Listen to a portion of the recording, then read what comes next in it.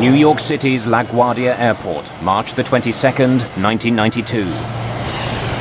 A commuter plane with 51 people on board tries to lift off the runway. Rotate. But the pilots can't get it to climb. They knew they were in trouble, but they were fighting all the way to the end. US Air Flight 405 plunges into the icy waters of Flushing Bay. 27 people die. For US investigators, it's an open and shut case. This accident was not a huge surprise to us. But Canadian investigators are stunned. They know the New York accident should never have happened. My reaction when I heard about it was, my God, it's Dryden all over again.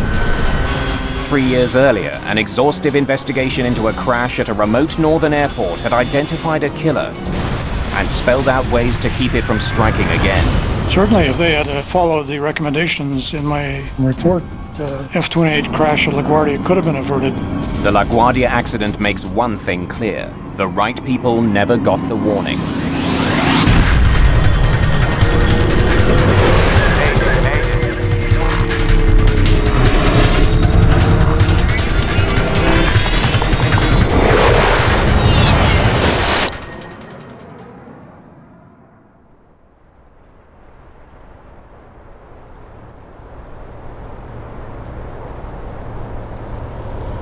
March the 10th, 1989. It's 11:39 a.m. at Dryden, Ontario's airport. Light snow falls as Air Ontario Flight 1363 stops in the remote northern community on its way from Thunder Bay to Winnipeg. The passengers stay on board while the plane is refueled.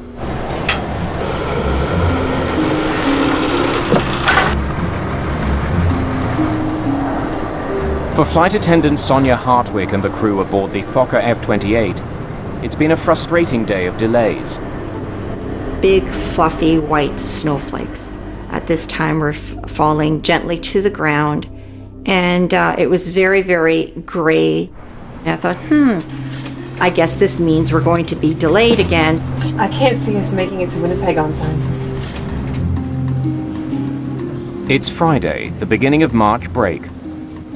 Already an hour behind schedule, another delay could jeopardize the vacation plans of many of the 69 passengers and crew. There was a lot of families traveling on board with plans. Most of them were going skiing, and so they were very concerned about meeting their connections in Winnipeg. Kenora, Dryden, it's Ontario 363. Ontario 363, Kenora. We've got quite a... As First Officer Keith Mills checks on weather conditions, Captain George Morwood returns from making a phone call inside the airport. It's getting worse. What's the latest? And it won't clear till late afternoon. Check that. Quite heavy snow. Looks like it's going to be a bad one. It's still within our takeoff limits. Well, that's good. We got a lot of people who want to make their connectors. Let's hope it holds. Temperatures hover around freezing.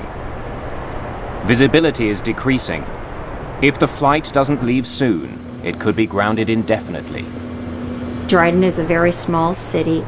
It's a very remote part of Ontario. With a population of about 6,500, the isolated community lies halfway between Thunder Bay and Winnipeg. Harsh Canadian winters with bitter cold reaching minus 35 degrees Celsius are the norm here. It's not the place to be stranded in the middle of a snowstorm.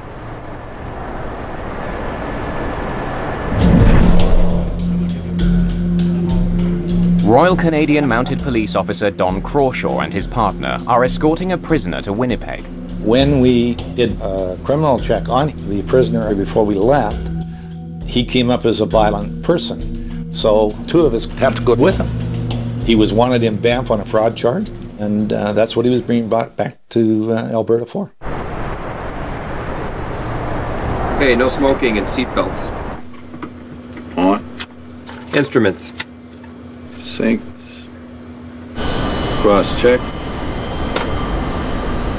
Captain Morwood uses the power of engine number 2, already running, to fire engine number 1.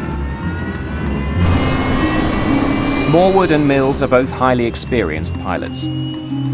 However, they've each flown fewer than 100 hours in the Fokker F-28. The multi-million-dollar aircraft is the first Air Ontario jet to serve the remote Northern Ontario region. 24 minutes after landing in Dryden, Flight 1363 is ready to leave. Inform Kenora, we're rolling. We're fired up, taxiing for departure, requesting airways to Winnipeg. Hang on a sec, guys. Is there a chance that plane can hold? We're having some bad weather up here. An approaching aircraft's urgent request to land Unbelievable. gives Captain Morwood little choice. He delays takeoff. Okay, 363 is holding short of the active. We are going to be a few moments until a small plane lands safely. We're sorry, folks. This just isn't our day. In the 2 years that I had flown with Air Ontario, I'd never come across anything like this before. The Cessna 150 lands safely, clearing the runway for Flight 1363's departure. Tell them we're going immediately. Kenora, Ontario, we're taxiing out at this time, 363 Dryden. Finally, an hour behind schedule, the plane taxis to runway 29. As we're going down the runway to position for takeoff, a blanket of snow was falling and I couldn't see the tree line anymore. It was like looking through a sheer. Folks, we're sorry for the delay. Flight attendants, please be seated for takeoff. At 12:09 p.m., Flight 1363 is ready for takeoff. Advise Kenora, we're ready to proceed. And Kenora, Dryden, Ontario, 363 is about to roll 29 at Dryden. Ontario 363, Kenora, roger. Captain Morwood performs a brief engine run-up, heating the engines to rid them of any accumulated snow and ice. Then he begins his roll down the runway. When we're taking off, I'm usually very quiet and focused, meticulously going through a checklist in my own mind. What would I do in the case of an emergency? B1, The F-28 reaches its takeoff speed, rotate. 80 knots.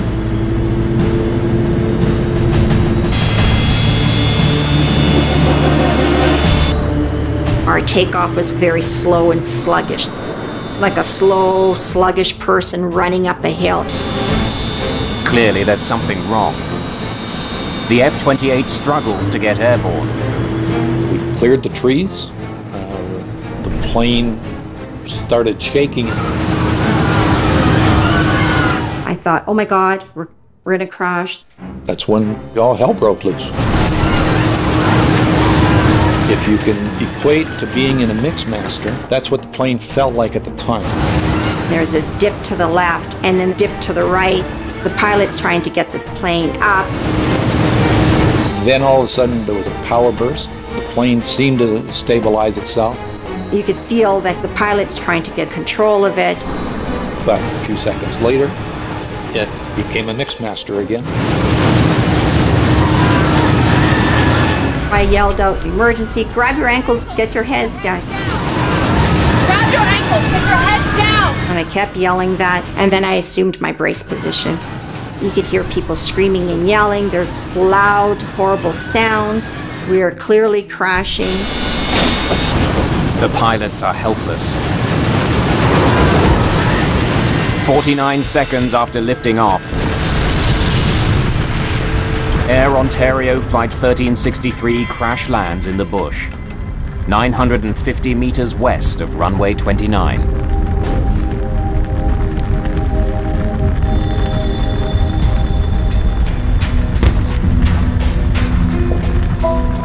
There was carnage of the aircraft all over the place.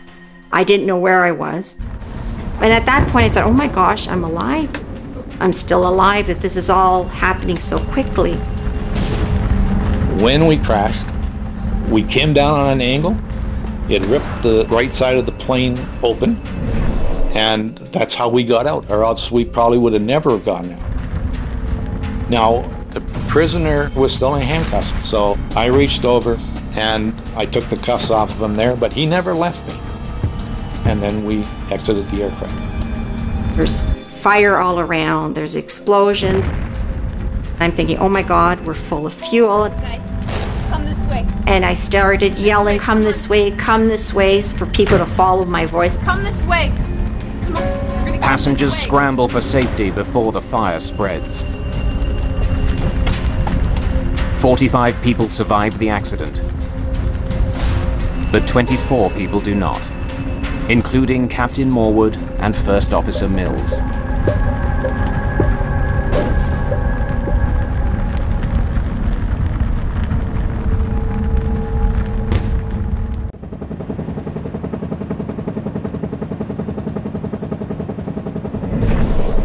Emergency crews rush to the crash site deep in the woods.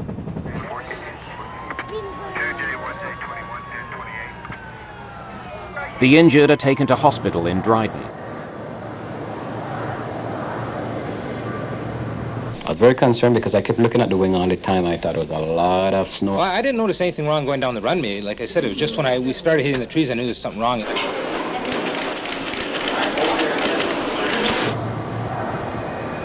Within 24 hours, a team of investigators from the Canadian Aviation Safety Board arrives at the scene.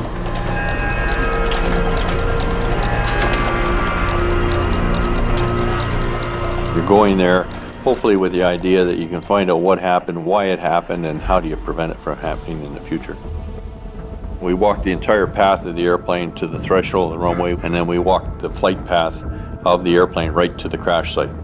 That was the first thing that I did. I wanted to document what I was seeing by photographing. When you walk in on an accident site like that, there are two things that overwhelm you. The smell of aviation jet fuel and the smell of death.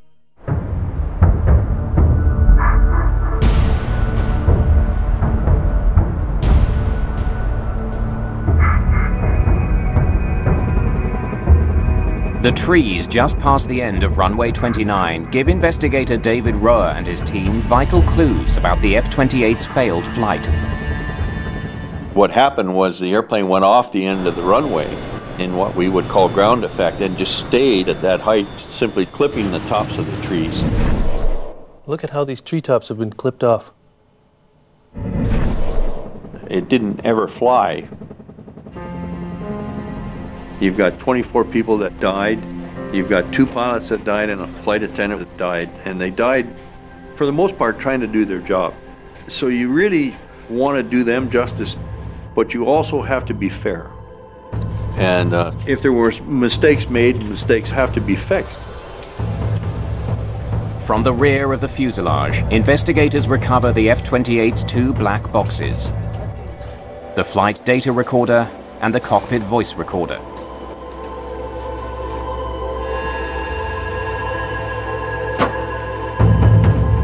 The devices are designed to withstand temperatures of 1100 degrees Celsius for up to 30 minutes.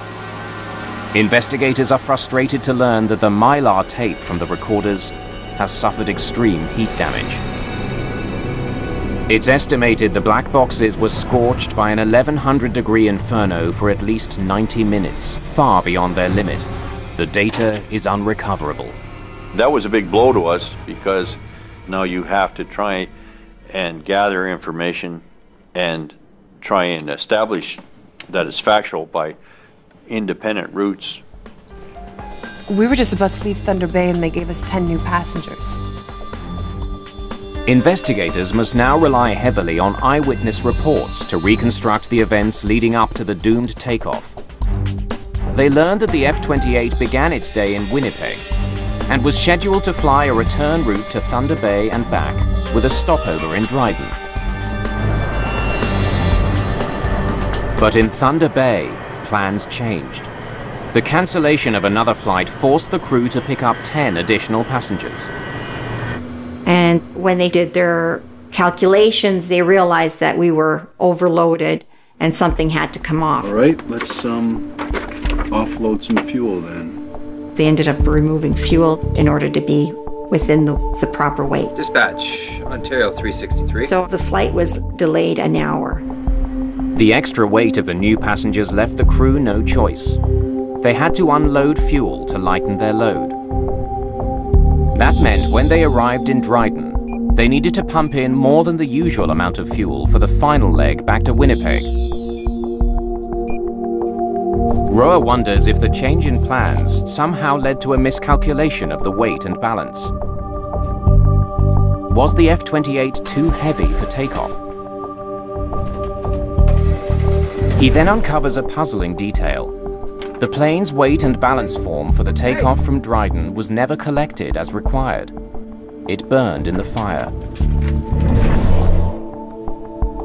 Roa is forced to use Air Ontario's standard averages to calculate passenger and baggage weights. The data, combined with the airport's fuel records, allows him to estimate the plane's gross takeoff weight. We knew how many people we had on board. We knew how many bags we had on the airplane. And we knew what our fuel load was. He estimates the F-28 weighed between 62,000 and 64,000 pounds. And the airplane's max takeoff weight was 65,000 pounds. And so we came to the conclusion that the airplane was not overweight. The cause of the crash remains a mystery.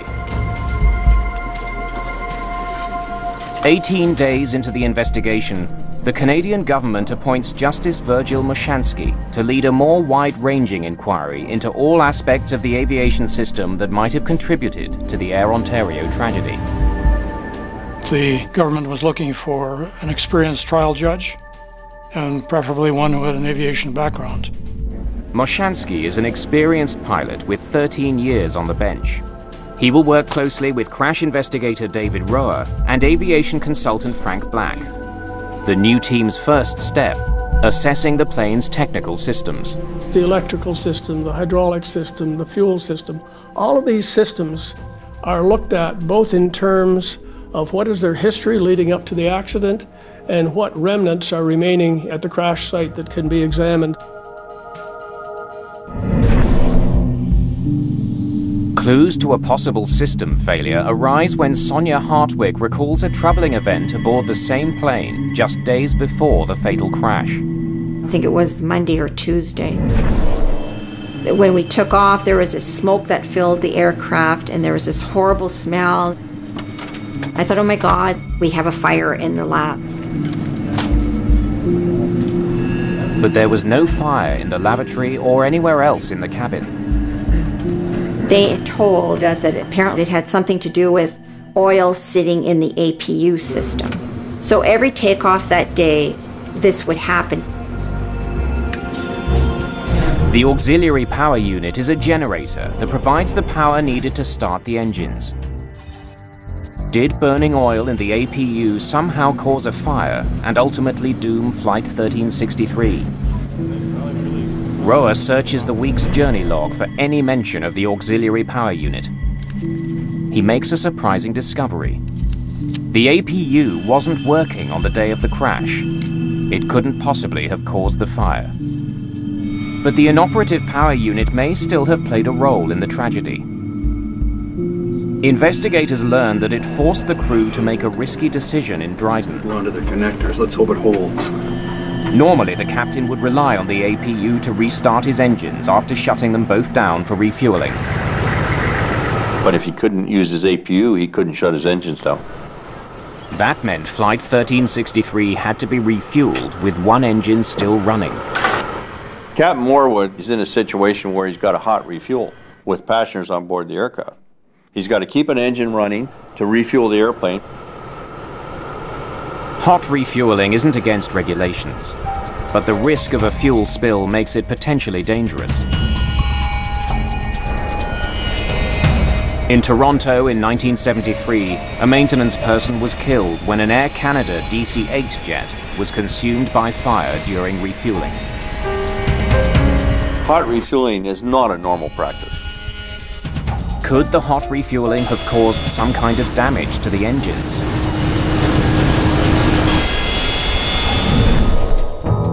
The Dryden Airport manager, a former military pilot, suspects there was trouble with the plane's engines. He tells Roa he saw the takeoff from his office and heard a sharp, explosive noise just as it disappeared from view. To him, it signified a flameout or engine failure.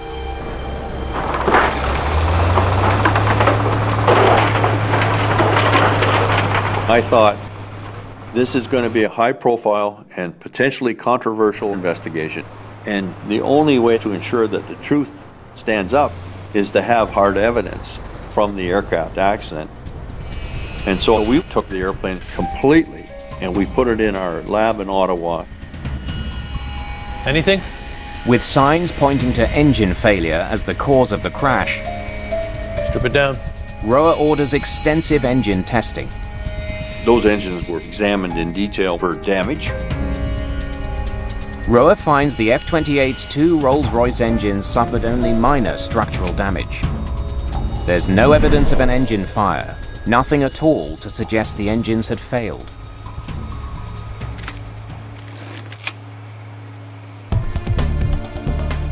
With little physical evidence to explain the failed takeoff, investigators are back to square one. To solve the mystery, they comb through survivor and eyewitness statements. A common thread emerges. They said in their witness statements there was snow and ice on the wings when the airplane attempted to take off.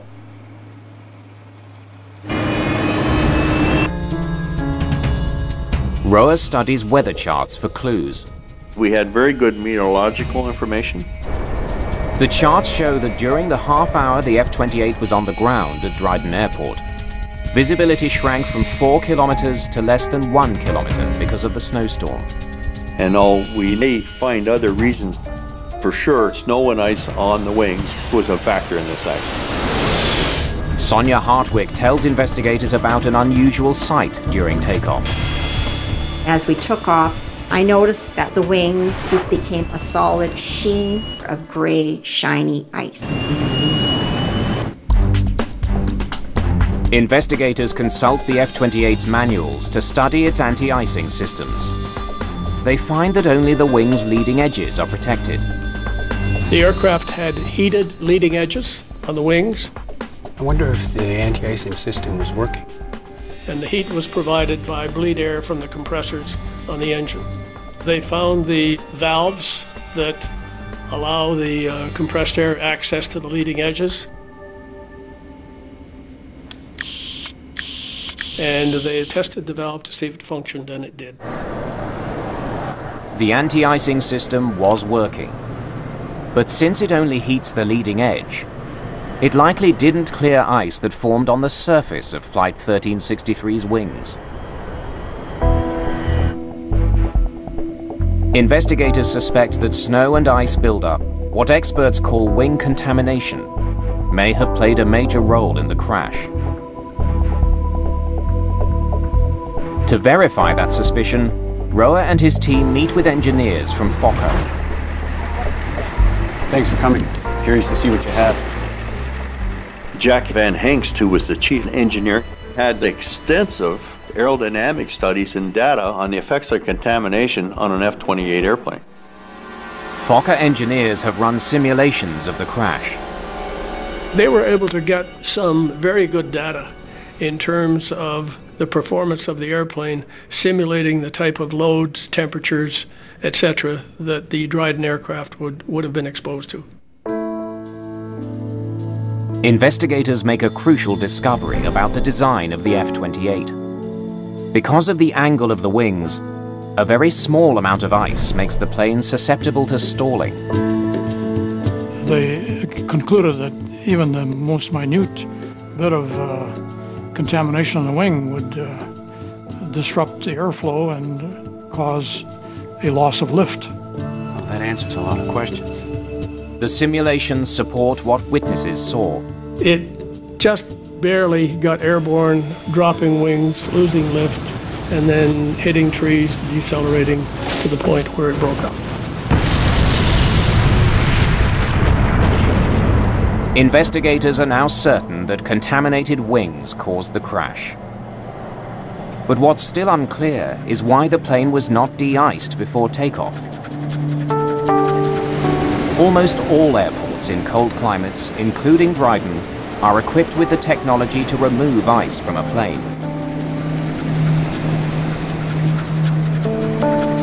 But Captain Morwood never requested de-icing. It's getting worse. What's the latest? And it won't clear till late afternoon. Investigators need to figure out why. They want to understand what made him risk his own life. Let's hope it holds. And the lives of the 68 other people on board Flight 1363. Investigators dig through Captain George Morwood's flight records and work history. They interview crew members, searching for clues to his behavior. Captain Morwood was a very professional, very old-school pilot. He had his view on how things should be done properly and what his definition of proper and professional would be.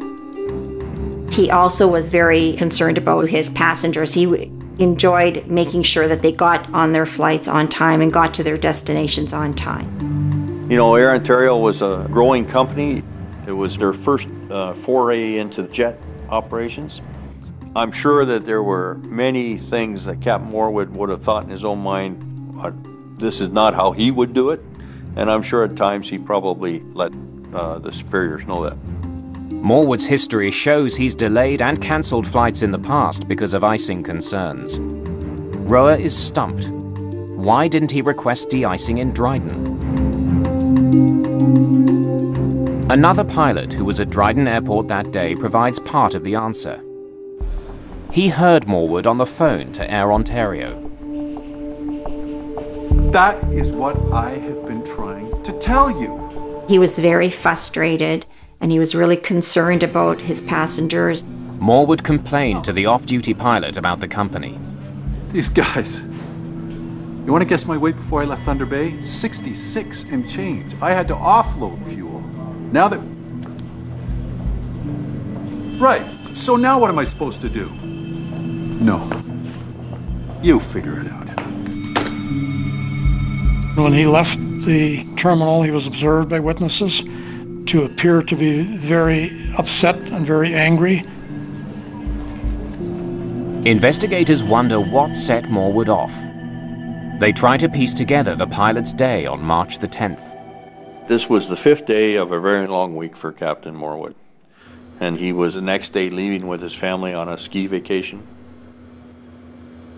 Before his first flight of the day, he'd learned the plane's APU still wasn't working. And then, once in Thunder Bay, more bad news. After refueling, the dispatcher forces Morwood to take on 10 extra passengers. Now he must offload fuel and lose more time. There goes the schedule. Let's, offload some fuel then. This meant Morwood would leave Thunder Bay behind schedule. Dispatch, Ontario 363. And Captain Morwood is the type of captain who didn't want to be late. Now en route to Dryden, and an hour behind schedule, the weather forecast the crew was given of light rain and fog is no longer accurate. And Captain Morwood didn't get the forecast of freezing rain coming into Dryden, which he should have had. As Flight 1363 lands in Dryden, the weather was getting worse by the minute. The plane sat there for half an hour while snow built up on the wings. I gotta talk to somebody about this. Investigators may never know how concerned Morwood was about the weather. But there is evidence that it was on his mind. When Roa questions the fueling agent, he learns that Morwood did ask about de-icing moments before takeoff. Is there de-icing available? The fueling agent says he pointed out the de-icing ground crew to Morwood. The agent then offers a compelling reason that could explain why the captain didn't de-ice. Air Ontario had a policy prohibiting him from de-icing with an engine running. The fluid can be ingested in the engines and then find its way from there to the air conditioning on the airplane and make it extremely noxious in the cabin portion of the airplane. But if Morwood had shut down both engines, he wouldn't have been able to restart his plane. Now, the only other way to start the airplane on the ground is with a ground-based air cart that can provide the compressed air. And Dryden did not have the capability to start the airplane. The equipment would have had to be flown in from Winnipeg. It would have been a costly decision. If he shut it down, he would ground the aircraft there effectively, requiring the billeting of passengers and hotels and added expense to the airline for which he would be answerable. Right. So now what? So he was under a great deal of pressure. No. You figure it out. And I believe that the conversation on the phone would have been about that scenario and his displeasure with it. But he didn't have any other chance. It's getting worse. What's the latest? Quite heavy snow. Looks like it's going to be a bad one. It's still within our takeoff limits. Well, that's good. We got a lot of people who want to make their connectors. Let's hope it holds. Though the amount of snow on the wings was still within limits, it's what lay under the snow that doomed the flight. The fuel in a plane's wing can get as cold as -40 degrees Celsius. The frigid fuel cools the metal surface of the wing. When snow hits this supercooled surface, it freezes instantly into a barely visible layer of ice. It's a process called cold soaking. And this, of course, is what's disrupting the airflow on the wing and destroying the lifting capabilities. Tell them we're going immediately. Kenora, Ontario, we're taxiing out at this time 360. The only reason that I can possibly think of that led to his decision to execute the takeoff was the fact that he didn't consider the cold soaking phenomena and the fact that those wings could still have ice on them. Advise Kenora, we're ready to proceed. And Kenora, Dryden, Ontario. Perhaps not wanting to face the consequences of shutting down his engines, Morwood opted to take off for Winnipeg without de-icing his plane. He must have concluded that the ice would blow off on takeoff. That is where he made a mistake, a tragic mistake. But Mashansky concludes that despite his mistake, Captain Morwood is not solely responsible for the crash. It wasn't simply pilot error. There were myriad of factors which were the cause of the accident.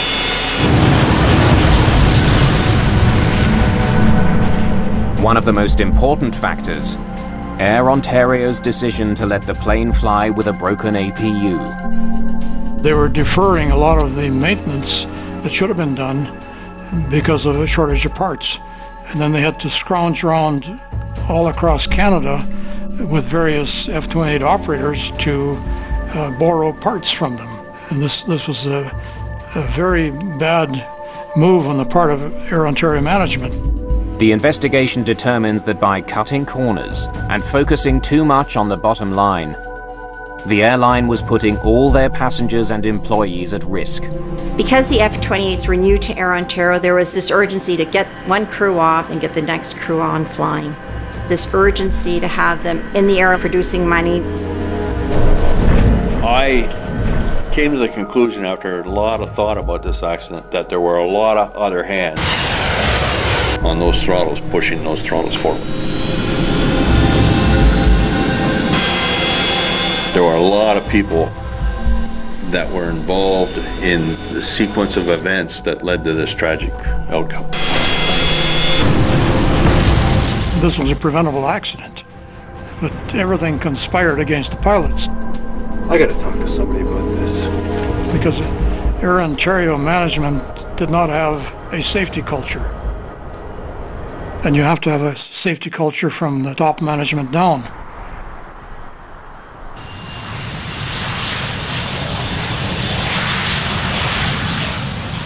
Knowing there are dozens of Fokker F-28s flying around the world, Justice Mashansky takes an unusual step. He releases a report well before his inquiry concludes. Good afternoon. It warns of the plane's vulnerability to ice buildup and stresses the need for frequent de-icing in winter conditions. Even a small amount of icing would be disastrous on an F-28.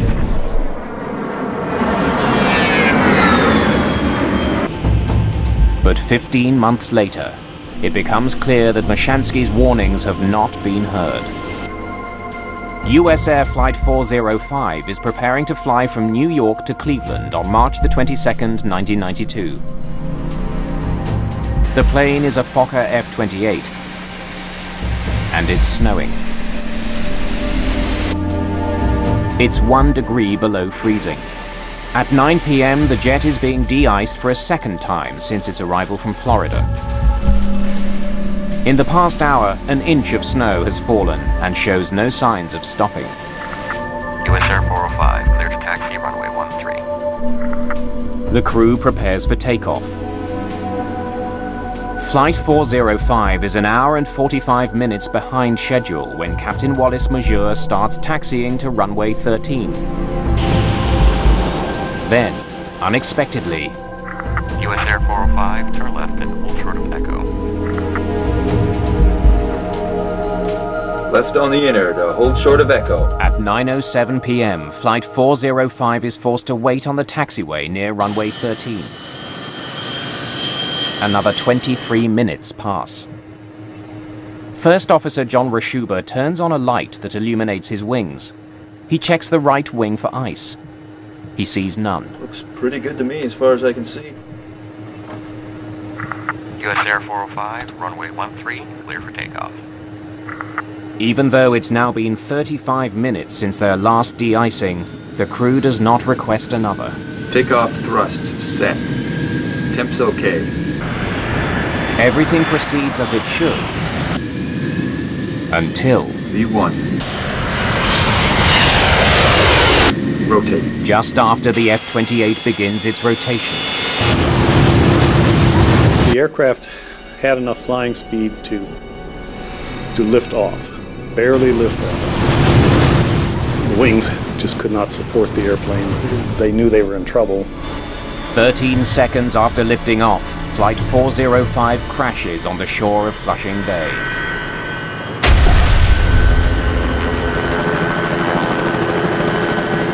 I don't think any pilot really thinks he's going to crash. They were trying to save the airplane right to the end. 27 of the 51 people on board are killed. Another Fokker F-28 has crashed, with tragic consequences. My reaction when I heard about it was, my God, it's Dryden all over again. Within days, investigator in charge Robert Benson suspects that ice on the wings was the major cause. It would be very, very difficult for either of the pilots to really detect ice on the wings, looking backwards over their shoulders through the side windows of the airplane. Looks pretty good to me as far as I can see. So the captain was faced with quite a problem. If he wanted to be de-iced a third time, he would have had to get out on the lines, taxi all the way back into the parking area, and meet up with a de-icing truck again. Takeoff thrusts. That would have put him very, very late, and it may have even caused the cancellation of the flight. After all of this work, after all of the efforts, to see it happen again was extremely frustrating.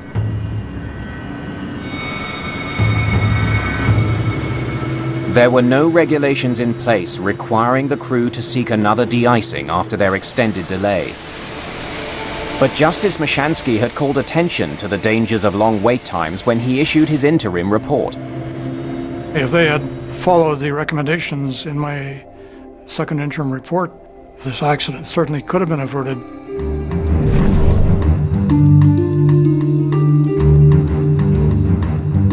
He also had drawn attention to the limitations of the de-icing fluid being used at the time. Called Type 1 fluid, it's a mixture of antifreeze and water. Those chemicals are designed that as you accelerate down the runway, that they'll actually shed off your wing, so that when you actually want the wing to lift and produce lift, that it's not contaminated. Type 1 fluid is applied hot to de-ice the plane's surfaces. But it doesn't last long. Type 1 fluid had a holdover time in their best conditions of about 15 minutes. Under poor conditions, such as freezing rain, it could be as low as 6 minutes.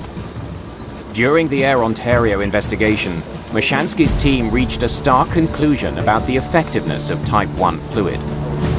Even if Captain Morwood could have de-iced his plane in Dryden, We're fired up, taxiing for departure, requesting airways to Winnipeg. it may have made no difference. Hang on a sec, guys. Is there a chance that plane can hold? We're having some bad weather up here. Unbelievable. Flight 1363 had to wait for the troubled Cessna 150 to land. By the time he waited for this 150 aircraft and pilot to land, and then they backtracked and got into position, now they're in a serious snowstorm, and they are getting contaminated. Even if Morwood had de-iced during his 30 minutes on the ground, rotate. The delay may have been enough for the fluid to stop working. The plane's wings may once again have become coated in ice.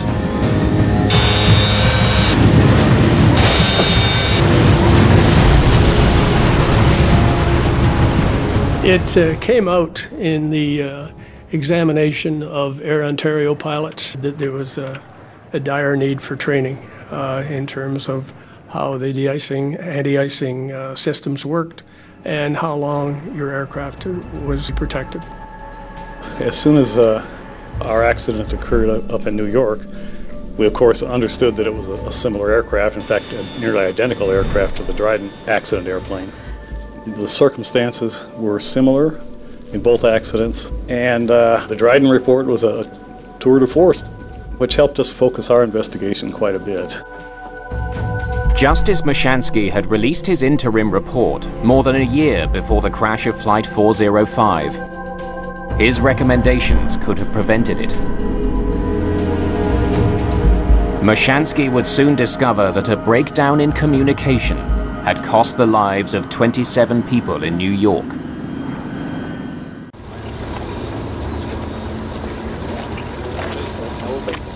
During his inquiry, Justice Mashansky learned that there was another type of de-icing fluid available to the airline industry. It's called Type 2 fluid. It's thicker than Type 1, which prevents it from immediately flowing off an aircraft. A Type 2 fluid is a much more gooey substance. I've heard it referred to as almost mucus-like. With holdover times of up to 45 minutes, it keeps ice from accumulating, then blows off the plane's surfaces at takeoff. 15 months before the US air crash, Mashansky recommended greater use of the thicker Type 2 fluid. Mashansky's investigators also studied de-icing practices at Toronto's Pearson Airport. We got hold of a film crew, and we waited and watched the weather very carefully until we found a forecast of freezing rain.